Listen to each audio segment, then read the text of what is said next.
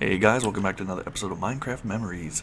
Last time I talked a little bit about it a lot. I started talking about my first kind of formative times in high school, which was a huge difference than middle school because in high school I didn't feel like dying. Last time I promised I would talk a little bit about the firework era, firework and orange soda era. So, fireworks, as you know, are objects designed to shoot and explode and probably should be avoided unless you are a trained professional, which we were not. But that didn't matter because you can buy them as a civilian. Now, you can't buy them in Kentucky. You can buy them in Missouri, and you can especially buy them in Boomland. And Boomland is in Missouri and is only about an hour and a half to 2 hours away. Now, every 4th of July, I would spend probably about 50 to 60 bucks on fireworks. I would get a lot of the cheap ones. You could get a 144 bottle rockets for about $3. These weren't black hats. These were like the generic. Actually, you know what? I can use this time to. Yeah, I'm going to use this time to. I don't know why I'm doing that, not creative. So we would go to Boomland, my parents and I, once a year. We'd get some fireworks. They would get the actual good stuff. Then we would go to Lambert's, home of the Throwed Rolls, and we would make a nice little outing of it, once a year kind of family outing. My parents aren't ever really too keen on traveling. Mom's more of a homebody, but it was nice. We had fun. And then those fireworks would usually last us all year. Now, after the first bottle rocket war, which took place on my 16th birthday, we started having them a lot more. So I started buying a lot more. Now, July 13th happens after July 4th. So, question, how are you going to get fireworks after July 4th if you don't go back until July 4th with your family? Because Boomland's open year round. You can buy fireworks whenever you want. Well, the answer is you and your friends are in high school. You drive. So we would drive there. The first time we went, it took us about an extra hour on the trip because when we got instructions, we were told, go here, go there, and then you're going to take a ferry across the river, and you're going to be in Missouri. Now, the river separating Kentucky and Missouri is called the Mississippi. It's a small little negligible river within the United States. Doesn't even matter. So we get there, and we're looking for the ferry. No. The first time we don't see the ferry, we see the bridge. Another time we go, though, we're looking for the ferry because that's the instructions, and we see some dock workers, and we ask them about it, and they say, there hasn't been a ferry here in 100 years. Because we'd forgotten that we took the bridge. One time when we were going, we got turned around, and it was like just outside of Boomland. I think we missed our exit, and we were looking for a way to get back. And we saw this field, and there was this just giant dust devil in it, and that was cool. That was worth getting a little bit turned around to see. So we get fireworks from Boomland, probably 1 or 2 times a year. It's a fun little outing. Everyone kind of throws in for gas. Everyone throws in for fireworks. Had a right old time. Now, when we would play with fireworks, we would also... What often happened is friends would come over, and they would spend the night. Keep in mind, this is the era of the GameCube. This is the era of, this is the early noughts, or the mid to late noughts. So we would play video games on the GameCube, and we would go play with bottle rockets, and we would go back and play video games on the GameCube. And all the while we're doing this, we're just sipping down orange sodas like they're our lifeblood, because they were. friends would usually bring over. They would usually be the ones that bring the orange soda because I provided the fireworks. And it seriously, we would kill a 24 pack of orange soda, 4 of us in a night. It, we got all of our heavy drinking out of the way before we had any alcohol involved. Let's just say that. So, good behavior. Not to say that we don't sometimes get a little intoxicated, but, that's neither here nor there. So we would have orange soda parties, and then occasionally, because we live in the middle of nowhere, I kind of like that for right now, but I don't want to do too much more on it. Because we live in the middle of nowhere, we don't have very many options of where to go if we feel like going out and about. The only real option is Waffle House, Waffle Hut, whichever one is that sells waffles. I feel like I need to start another project. I do need to start another project. Let's put a little forest tucked down in here. Let's put a little witch's hut also. It's a darker one. So we would go to Waffle House. Now, I'm not a fan of Waffle House. And in hindsight, I kind of wish I had been. And they would usually talk me into going to Waffle House. It was weird because the one night I got my eye one night blinded by a bottle rocket. It was not a fun time for anyone involved. It was the friend West though that fired the shot. He thought I would be mad at him and try and get revenge and permanently blind him in his eye, which I would never do. Honestly, I told him, look man, I was the one hosting these parties. It wasn't your fault. You just showed up and did what I told you to. And I always congratulated. He did fire the shot that ended the war. That is the truth.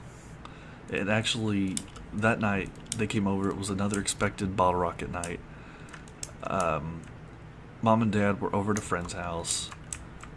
And this was the weird thing, and this makes me feel like I knew something was going to happen before it did. They come over, and they say, hey, let's go play with bottle rockets. And I say, I don't feel like that's a good idea.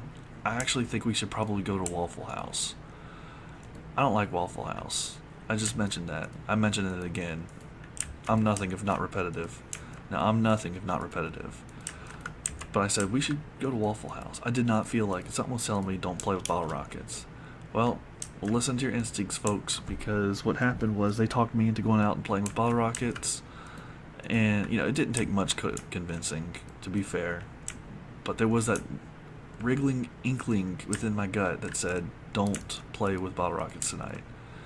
And it was easily ignored by me. It's much to my detriment. But, it happens. So we're playing with bottle rockets out there. And I'm lighting one, and I look up, and it smacks me in the left eye. Now all of a sudden, I'm on the ground clutching myself, like, I'm screaming, like I'm trying to go Super Saiyan. Which I probably did go Super Saiyan, if I'm going to be honest with everybody listening. Just, be forewarned. Saiyans are real, and I am amongst them. No, but for real, I was screaming, and honestly, at first I was worried that my eyeball had been knocked out. Ridiculous, right? You're in high school, you're immortal, you can't be harmed. But I'm sitting there with my eye clutched shut. It's closed. I'm feeling okay. The eyeball's still there. Good. I'm putting my hand on it. All right. Well, and actually, the pain didn't really hurt that much initially. I'm ready to keep playing. I stand up, open my eyes, and something's wrong. One of these eyes isn't responding. Guys, I say. Now they can't hear me because they've gone back to throwing bottle rockets at each other and me as well. Guys, is my eye open? I reach up and feel, and I can feel the eyelashes separated, so I know for a fact it's open. Guys, I can't see out. Guys! So I start freaking out. We go to, and I start stumbling toward the house. Now, friends at this point realize something's amiss, because I'm no longer shooting at them. they're following behind me, and I told them what happened. I was like, I can't see out of my eye. So that night it was Wes, Jesse, Alex, who else? There was someone else. I can't remember. Wes, Jesse, and Alex were there for sure, because it was Alex's car I sat in when he took out his cell phone and started examining me, and all I remember was a shocked expression on my face. He recoiled back, and he was like, oh my god. The iris and the pupil in my eye had filled with blood, so it was like pure red. We go to the house. We call Mom. I call her, and no. We're gonna go to the hospital, and I tell Amber to call Mom and Dad and tell them, because they're over at a friend's house. And I'm like, no. I talked to him on the cell. As you can tell, this night was a little bit fuzzy for me after the incident. I was going through what some medical professionals refer to as shock. So I called them on the cell phone as we're driving, and I say, my eye just blinded, and they say, don't go anywhere, Kyle, or meet us at the church. And I know what church they're talking about. There's a little church. We live in the woods, but there is a church where some of the locals go each week, and the friends back in the day actually used to skateboard at the parking lot. They say it's a good skateboarding parking lot, and the church members are okay with it because they do it in off hours. It keeps us off the streets from doing drugs, and I guess they'd rather have us there. But anyway, again, distracted. So we meet in the parking lot, and we're waiting, and it doesn't take them too long to arrive. They arrive, they want to see my eye, and Dad's like prying my eye open, and by this point the eye's starting to hurt, and it's starting to feel like, how whenever you get an eyelash in your eye and it's just irritating it like crazy, and it's feeling scratched up, and that's what my eye started to feel like. He's like, can you open your eye, Kyle? No, it hurts, we just gotta go. Come on, let me see. So I showed him. I was able to pry it open. He's like, oh yeah, we gotta go. So we go to the hospital, and the friends are actually following close behind. Now, we don't go to the local hospital, because the local hospital is nothing but a glorified first aid station. We have to travel 45 minutes to get to the one in Paducah. However, we get to Benton. Mom's like, Alex, I need some, I'm thirsty, and I'm kind of hungry. So we stop at a gas station. I'm not joking, by the way. We stop at a gas station and pick him up some, she gets some pretzels and some water. And meanwhile, I'm just in sheer pain. Now, in hindsight, maybe she was getting some because she wanted Dad to eat some, because they were at a friend's house, and a friend's house usually requires a little drinky. And that's more understandable, but at the time, I was just sitting there in pain. Meanwhile, Dad's like, let me see it, come on, open your eye, let me see it. He seemed a little too eager. Now, maybe that wasn't the case, but that's what it seemed like at the time. And I was like, no, and I'm pushing him away because he's not like being forceful with it, but I'm like, I really can't, it hurts too much. And it did, oh my gosh, it did. I don't remember much of the ride there, and I think that this is where the shock set in. But I do remember when we got there, I remember them asking for all my information and us having to go through the insurance, name, date, address, etc. And I remember I don't remember going back there, but I remember them opening my eye up. Now, reality and reality as interpreted by a brain going through shock are two completely different beasts. What happened was they were opening my eye up to examine it. And that's not what my brain told me was happening. I was convinced they were opening my eye up and shoving needles in it so that they could drain it of fluid, but they were doing this without putting me under, and I was just screaming, and I don't remember vomiting, but apparently I vomited. And the other friend was oh my god, what's his name? A huge Star Wars fan. We were like sort of friends, but not really. He was friends, but he was like one of those friends that were, to me, was more because others were friends with him, and I was friends with them, and he was still a pretty cool guy. It's just, one of those cases where you just don't hang out. But they come back there to look at me, and as soon as they do, I vomit, and they just turn back around. I don't blame them. I mean, I don't like being in an area where others are vomiting. I don't remember going back home. Presumably I did, because oh gosh, that night, what happened that night? I really don't remember much of that night. Because we get back home, and I think I'm on the couch, and I'm under sedation. They give me these pain pills, Oxycontin or whatever, and I think I'm just a loopy mess.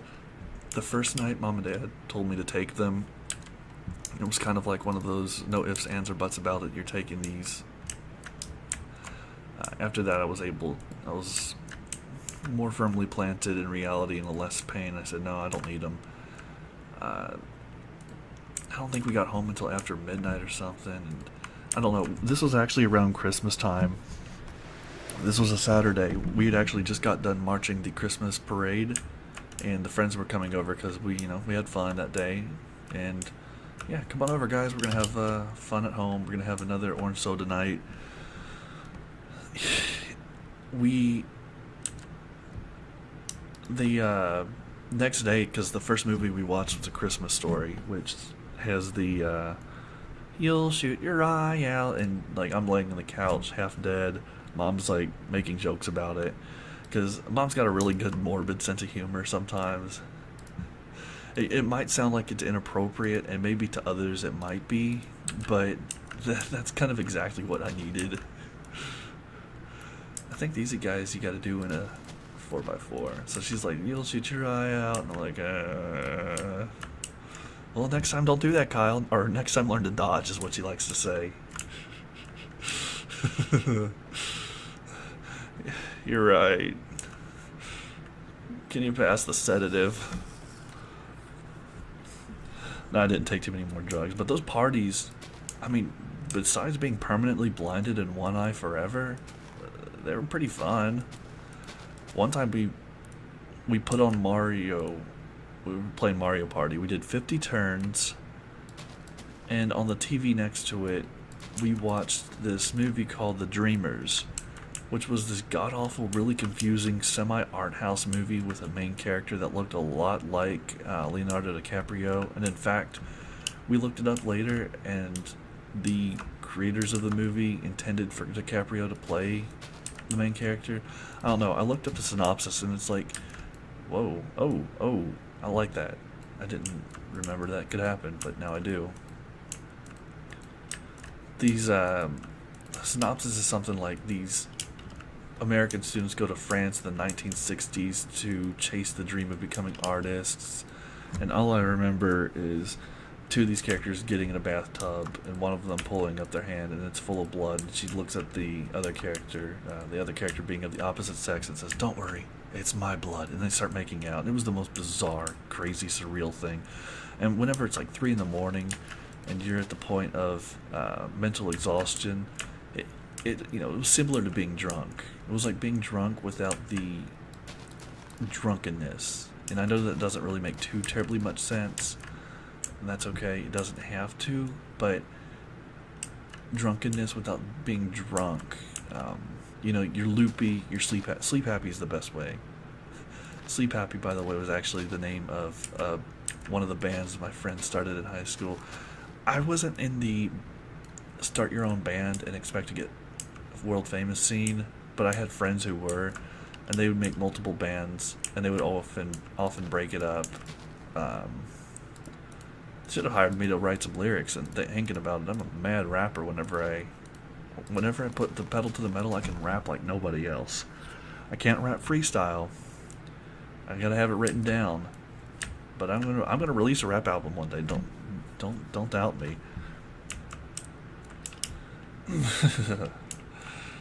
It probably won't happen, but it might. Who knows? But we put on Mario Party 50 turns, and we played while watching The Dreamers. 50 turn Mario Party never ends. unless you've got nowhere to go and you're like a huge masochist, don't ever do that.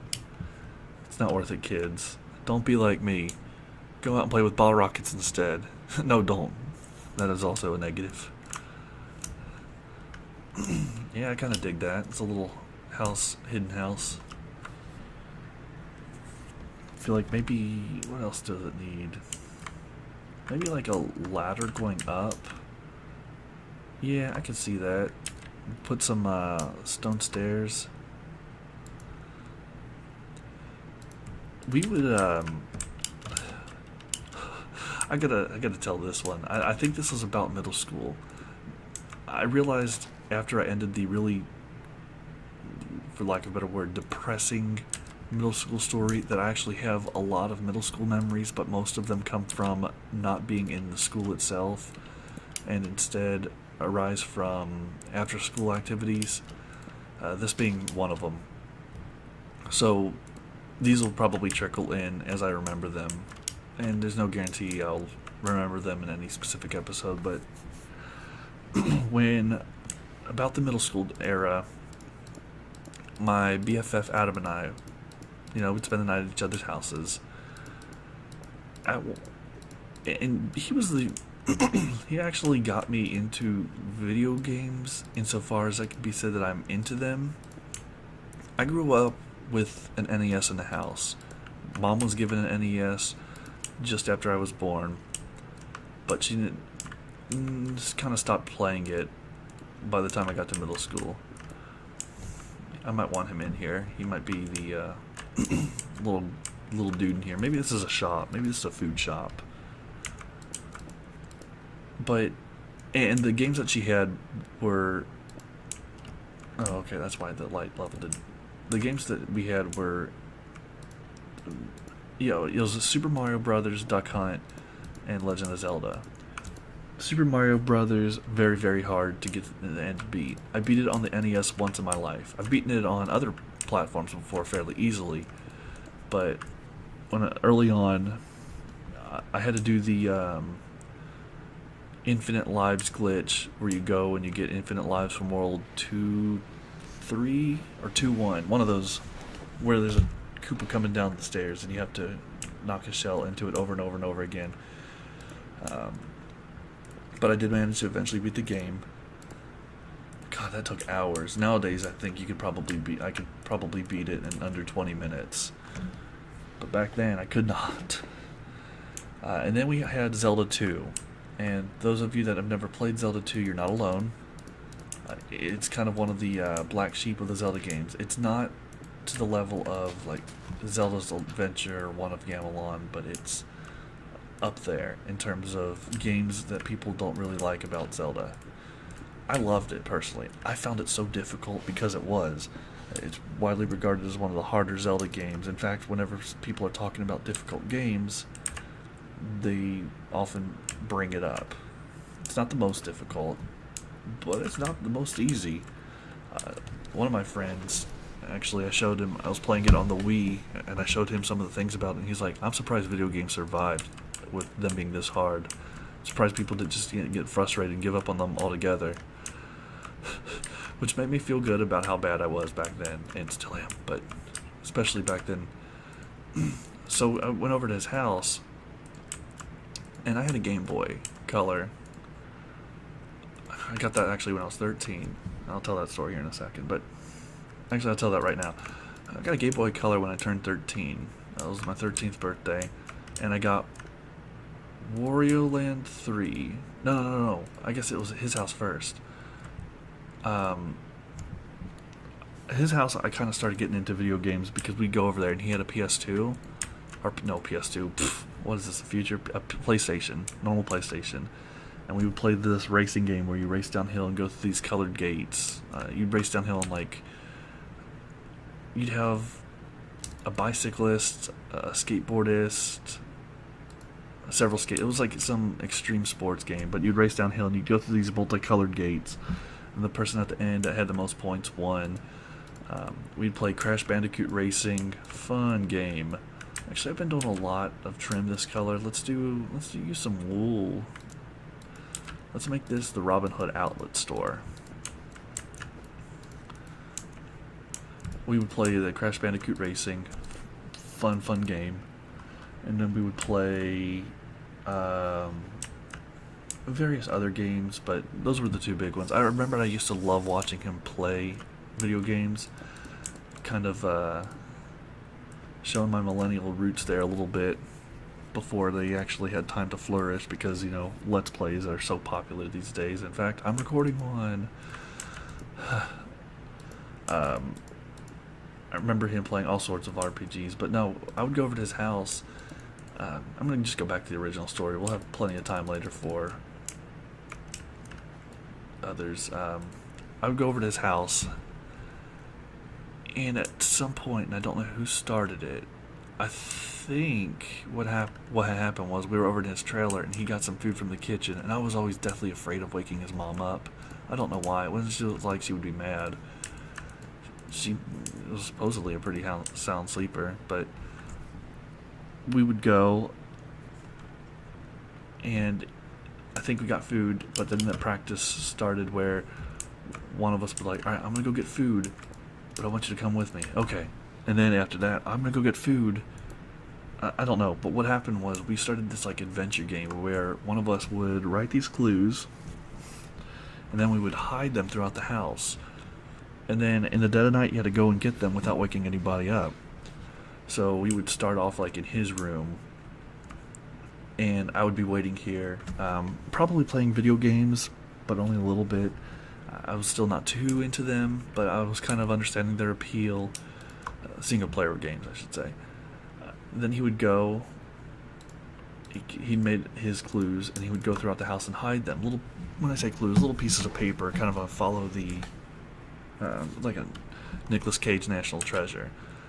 Then he would come back. Okay, Kyle, I went and hit them all. Go and find them. And he'd give me the first clue. So it would say something like, lamp in the living room, or maybe like I light up the living room. The clues were not too difficult. They weren't Nicolas Cage National Treasure level difficulty. They were just kind of, they're pretty obvious. So you would sneak into the living room, and you'd have to search around, and we had like little pen lights eventually, once the game got more refined. And then we would go and find it, and then it would be a piece of paper that says like, flush the toilet, or go flush the toilet, and you go and you see on the little flusher it'd be a toilet or a piece of paper, like that. That was a really, really, really, really, really fun game. It was so much fun. We the way that game ended was we got a little rambunctious one night. My two sisters, our little cousin Allie, and her friend were sleeping in the living room. My friend brought over a can of shaving cream, 3 cans of shaving cream, 3 cans of shaving cream, and I don't know, a bunch of other stuff. I remember getting a picture, 'cause the way that the living room worked, it's like open to the second story, the second floor. There's like a little walkway up there, but it's open. You can see the roof. And there are like 2 rafters that go across the living room. We climbed up the rafters over it, and then we would sprayed shaving cream down and hit him in the face. And then I took a photo that night of my bird next to one of them, trying to make it look like, he bird splat all over them. It came out really blurry and hard to see because, low light conditions. About 5 in the morning, he winds up waking my mom up because I forgot to tell him how sensitive my sister's room was above their room. You breathe too heavy in my sister's room, and you can hear it down below in the parents' room. And he was up there kind of snooping around. I think he was getting, I don't know what he was getting. I think pillows to throw at them or something, because we were like, they weren't waking up. We were doing it in like a way that, do it, run away. They kind of like, whatever, go back to sleep. Do it, run away, whatever. But Mom comes out. It is 5 in the morning. You boys go to bed right now. Okay, so we did, and then she wakes us up at about 8 in the morning, and or it was like 5:30 when we finally got to sleep, maybe 6. And then she wakes us up at 8 and has us clean the living room and everything, and I'm so tired. I'm like, oh, I'm going to take a nap after this. Nope, you're staying up. Why? Because you won't get to bed early. It's not like I need to get to bed early. It was the summer at this point because we went swimming later that day.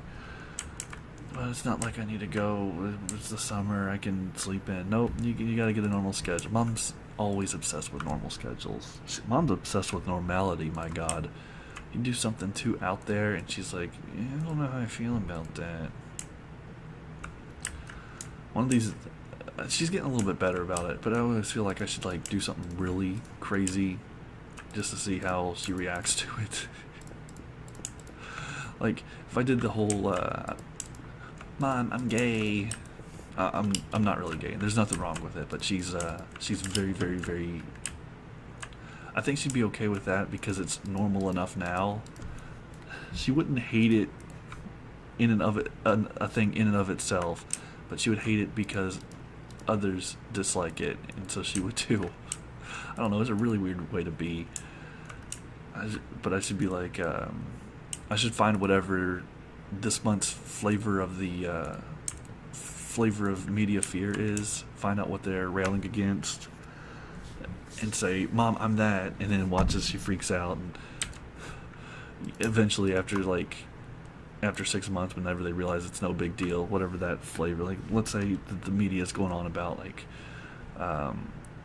people who paint half their face purple and go around like Highlander is a increasing fad, and here's the ridiculous people we chose to interview so that we could paint them in a negative light and get some extra views.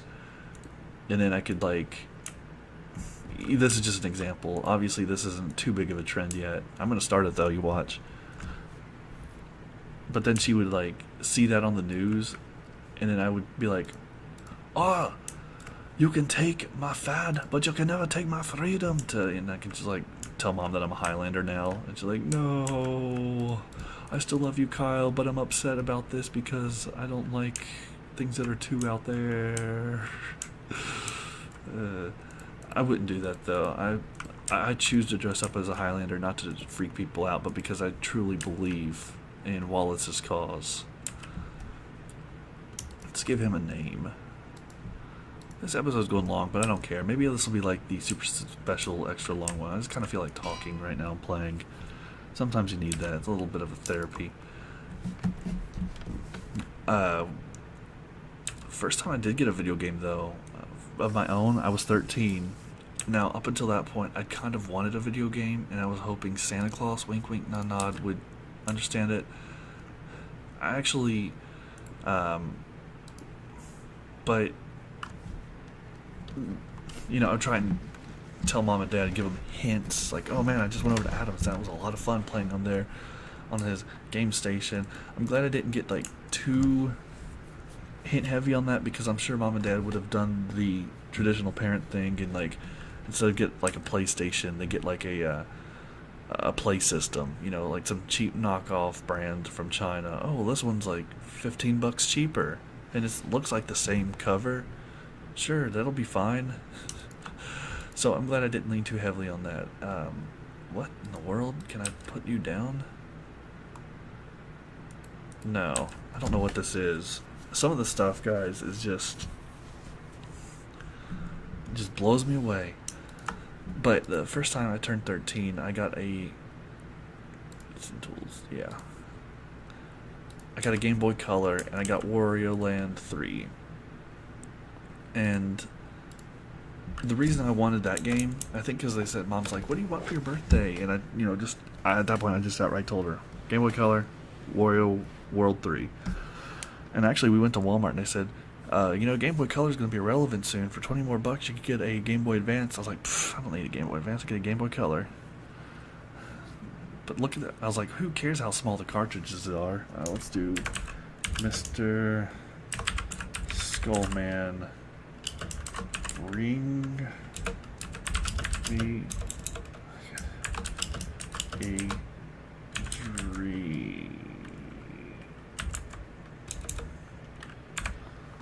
Bring me a dream. Boom, boom, boom, boom. Yeah. That's what his name needs to be.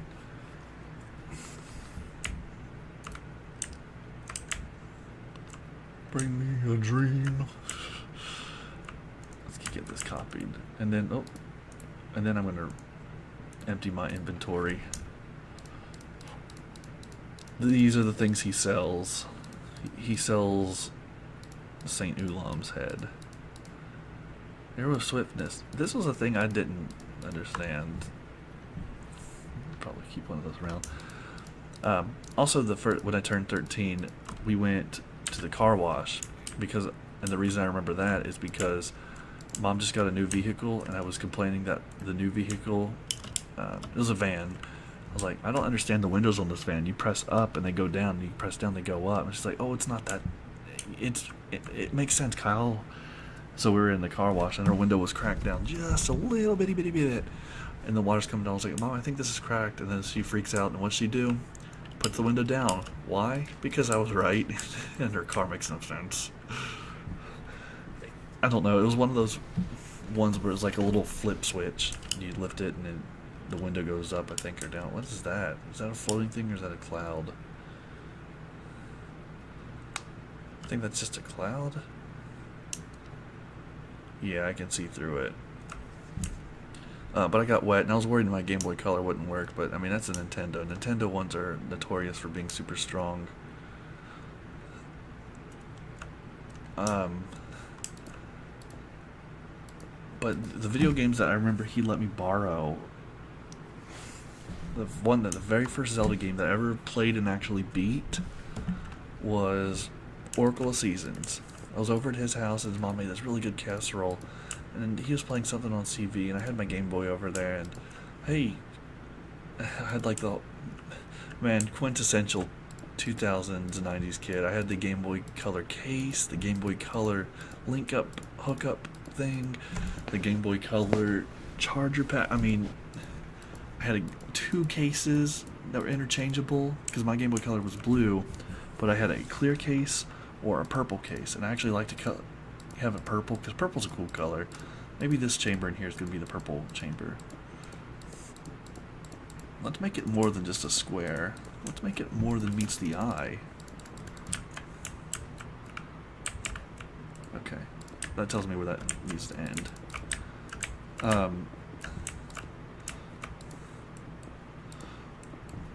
But I was over there, and he's like, hey, why don't you try playing this game? Or something along those lines. He showed it to me, and I played it. I was like, well, this is a Zelda game, but it's not like that hard one. Oh yeah, this one's much easier, and it was. I think that night I got to the first dungeon, which is, you know, not saying a lot, but for a guy that was like pretty much always told people, no, I don't really care too much for video games. The reason I chose Wario Land 3, for instance, was because you couldn't die. The fact that you could die in video games gave me such anxiety. But this was like, oh, well, you die, but there's not really too much of a penalty. And so I played that, and that was fun. He actually, when I was in elementary school, I used to hate Pokemon because all my friends were like trading these cards that I didn't understand. It's probably good that I hated it because we weren't too well off at that point in our lives. And the last thing they needed was a whiny 5th grader complaining that he couldn't get the cards that his friends were getting. You know, that makes sense. But I am glad I hated it for that reason. By the time I got my Game Boy Color, though, a friend was like, here, play this game. What's this game? It's Pokemon Gold. So I played it, and I was like, man, this is actually fun. I kind of see why people dig this entertainment. Yeah, man, it's a lot of fun. So I played Pokemon. That was my first Pokemon game. And yeah, I remember he played these RPGs all the time. He had a horrible knack for getting a really fun game, and then he would... This is the purple chamber, but... Yeah, this is the purple chamber. He had a really, really, really bad habit. He would get these games... Well, sometimes he would rent them from, like, Blockbuster. That's not the horrible habit. For those of you that don't know, Blockbuster used to be a chain of stores that would rent out videos and video games. and you'd get there and the new release would already be out by the time you won it. It was great.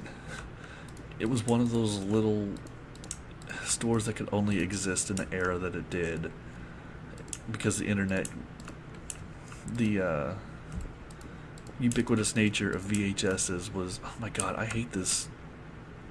I wish this didn't happen, but it does. Oh, well, that's no good. It's one of those things that could only exist when it did, because the ubiquitous nature of VHSs, they weren't so ubiquitous, and the internet existed on the other end of that time period. So these could only exist when they did. And he would go to the store, the Blockbuster, and he would rent a video game, and he'd play it. That's fine. But what he would do is the games that he bought, he would take and trade in. Now, I told him several times that he was getting a really bad deal, but he didn't care. He wanted to do Call of Duty Shoot 'em Up 67. This one got a score of 65, so it's pretty okay. He would trade in these really great pieces of childhood nostalgia for like the latest. He was trading in Wizard of Oz for Transformers by Michael Bay. Kind of put it into a movie-going perspective. It was a horrible decision, and I told him it was horrible, and he's regretted it several times, and yet he still was found to do it occasionally, like even after he started regretting it. Because I remember in high school, he's like, man, I really shouldn't have traded those games. And I'm like, yeah, I told you. And then I don't know, something he was playing and he had for a while, he traded in. And I was like, why'd you trade that in? And he's like, oh, I just didn't feel like playing that anymore. I was like, you didn't feel like playing those other games either? He's like, yeah, but this one I didn't really feel like playing anymore. I was like, oh my god, you fool. We went on a kick there for a little while, and when I was in college, where we tried to find PS1 era games, and I actually still have a nice little bundle of them. Some of them are really expensive. The one that we were really looking for, I think I'm going to get this wrong, because I always get it confused.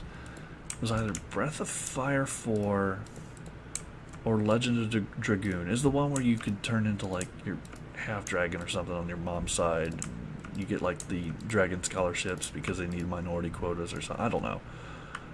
And I just remember, the only thing I really remember about that game was seeing it when I was much younger, seeing him play it, and the character that I thought was so cool was this dog person, and the dog person wound up like betraying you, but then he wound up betraying the person that he was betraying you for.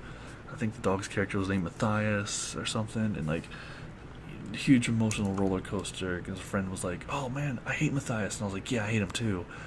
And then I was like, he turns out to be a good guy. Oh, I love Matthias. Yeah, I love him too. kind of like that. His name might not have been Matthias. It might have been something else, but I'm going with Matthias at this point. And he was like the Piccolo of that game, if I remember correctly. He was like a bad guy, but he turned into a good guy, and he was like pretty powerful, but he wasn't the most powerful. But we never found that. He actually got it downloaded on his PlayStation Network, though, and I played it while drunk one night, while shouting, I could speedrun, and it took me an hour and a half to get to like the first forest, like to the first mini boss. It's a very extensive game. Back then it took up 3 discs, if I recall, 3 or 4. I think 4 actually. Some of the Final Fantasies took up a lot, and I'm actually planning on playing some of the Final Fantasies on my channel now that I have a YouTube, because I'm legendarily bad at some of these games, and I've always wanted to play some of these adventures that everyone talks about, but I've never really had any kind of frame of reference for. Oh man. Then we would most of the games, like I said, I would watch him play, but by the time I got to high school, these are kind of purple. Actually, this is purple. Maybe I can do something with that.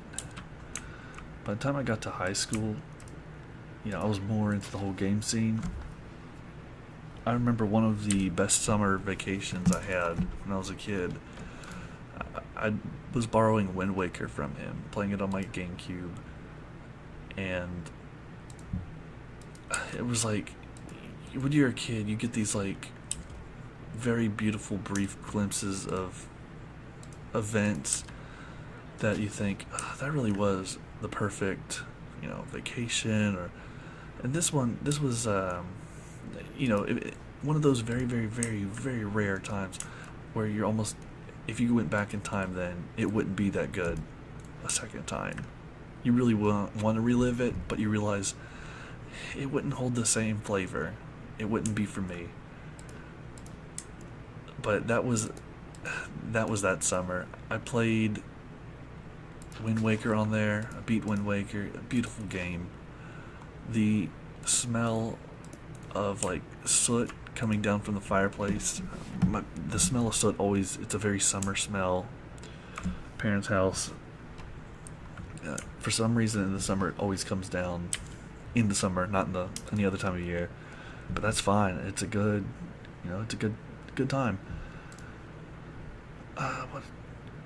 Let's do something. Yeah. No. But I would also watch Win Ben Stein's Money. I really liked that show. Ben Stein has this like really dry sense of humor that I really get behind. I know that he's like a weirdo because he's like creationist, or I'm honestly gonna say he probably isn't a creationist. He probably just made that show for creationists to make money off of them. But I used to love his show. Watched that. I loved how I don't know if you guys have ever seen anything by Ben Stein. It's he plays the teacher in Ferris Bueller's Day Off. I feel like this room is so empty because it is. I need to put like, just when in doubt, bookcase. But I would go over to friends' houses and they would come over to mine, and we would go swimming, we'd go down to the lake. I had no obligations. I was 16. Yeah, I think that was the summer I turned 16. No obligations. You just kind of, pre-adulthood.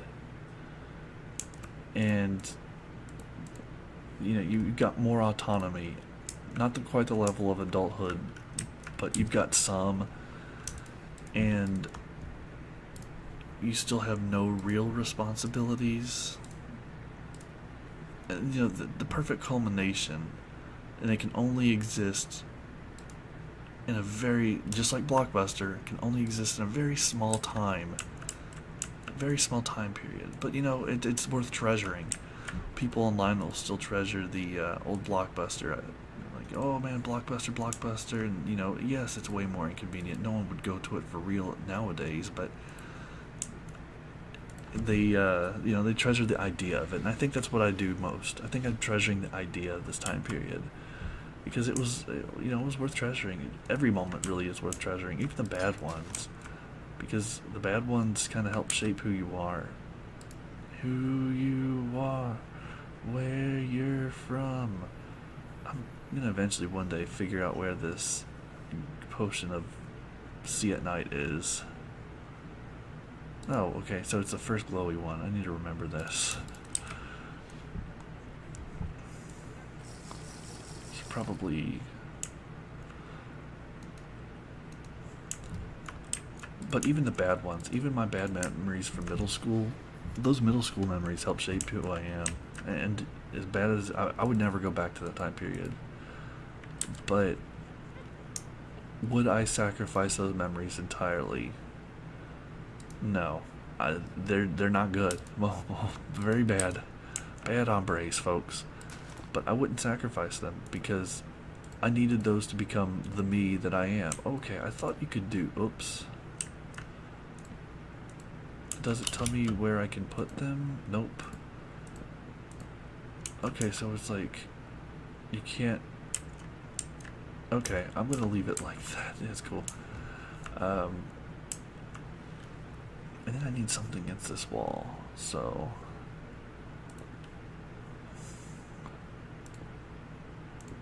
Okay, well that didn't do anything to that. But yeah, one of those nice little subsections of time. I borrowed Wind Waker, played Wind Waker, beat Wind Waker. Very lovely game, beautiful. I'm gonna call it here for tonight, guys. I've kind of been rambling.